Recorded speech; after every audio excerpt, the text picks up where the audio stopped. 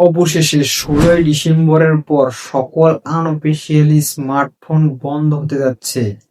এখানে সবথেকে বেশি ক্ষতি কাদের হবে সেসব বিষয় নিয়ে আলোচনা করব আজকের ভিডিওতে। স্মার্ট বাংলাদেশে স্মার্ট হওয়ার জন্য যে জিনিসটা বেশি প্রয়োজন সেটা হচ্ছে একটা মোবাইল ফোন। সেটার প্রতি যদি ৫৭% ভ্যাট থাকে তাহলে সে জাতি কিভাবে স্মার্ট হবে? একটা জাতি তখনই স্মার্ট হওয়ার পিছনে ছুটবে যখন স্মার্ট হওয়ার জিনিস অল্প মূল্যে পাবে। আপনারা কি বলেন? আমাদের দেশের মানুষদেরকে অর্থনৈতিকভাবে কয়েকটি ভাগে ভাগ করা যায়। এক হচ্ছে উচ্চবিত্ত, দুই হচ্ছে মধ্যবিত্ত, তিন হচ্ছে নিম্নবিত্ত বা দরিদ্র। শুধু উচ্চবিত্তরাই স্মার্টফোন কিনবে বা বিলাসিতার পিছনে ছুটবে, কারণ তাদের টাকা তো অনেক।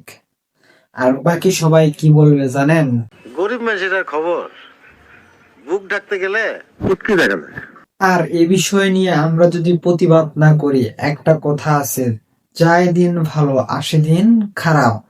কারণ এত পরিমাণে যদি ভ্যাট হয় তাহলে মধ্যবিত্ত এবং দরিদ্র এরা কখনোই স্মার্ট বাংলাদেশের দেখা পাবে না। কারণ একটা ডিভাইসের যদি দাম ১০০ টাকায় ৫৭ টাকা ভ্যাট দেওয়া লাগে, তাহলে কি পরিমাণ জুলুম করা হবে দরিদ্র এবং মধ্যবিত্তদের উপর আপনারা একটাবার চিন্তা করবেন। আমরা তো বলছি না যে ভ্যাট দেব না, আমাদেরকে ভ্যাট দেন ২০%, ১০%, ১৫%। আমরা তো এসব ভ্যাট দিতেই ইচ্ছুক।